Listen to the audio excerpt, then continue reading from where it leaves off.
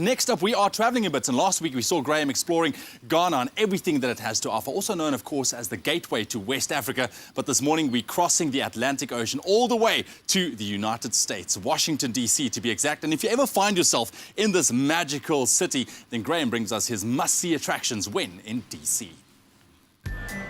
Washington is the capital of America, dubbed by Charles Dickens the city of magnificent intentions, as it reflected the desires of its creators, a heritage easily found around the city. If you've only got a very limited amount of time to take in all of the rich culture and history of a place, all of these wonderful experiences, the best way to do it is get yourself onto an open-air bus.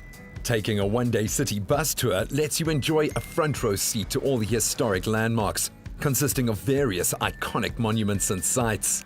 Kate, of all the incredible memorials and museums and these incredible cultural experiences, out of everything that we've touched on so far, the Jefferson Memorial seems to carry with it a certain gravitas, almost a spiritual kind of feeling. Absolutely. Thomas Jefferson was the architect of the U.S. Constitution. He is the person who wrote down the rebellious words against the English, that all men are created equal, and really defined what it meant to be American right at the beginning of the country. So people feel a real poetry with him, so it's fitting that his memorial should look like a little temple.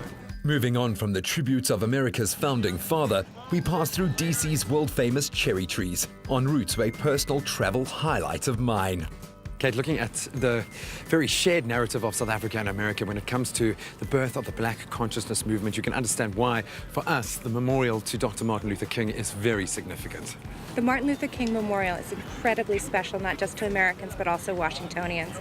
Washington, D.C. was the place where Dr. King led his March on Washington in 1963, and not 5 minutes away is the Lincoln Memorial, where he gave his I Have a Dream speech. It's the city where he completed his I Have a Dream speech.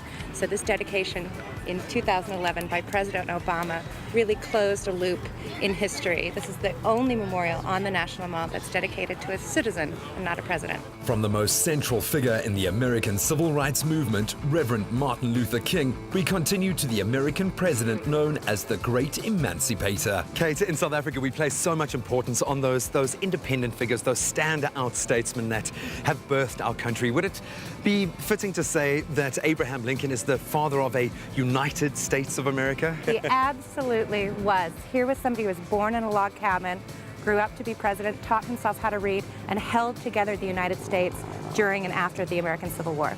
Sightseeing through Washington felt like one postcard moment after another. What an enriching day, providing an unforgettable insight into America, of course, with one more stop. And of course, if I even really had to say it, topping that list, the White House. And just to mark the occasion, it looks like President Obama has just taken up residence again. But if you're looking for a snapshot of the US, DC is the perfect one-stop shop. Culturally, historically, every experience has been enriching. It has been a remarkable day.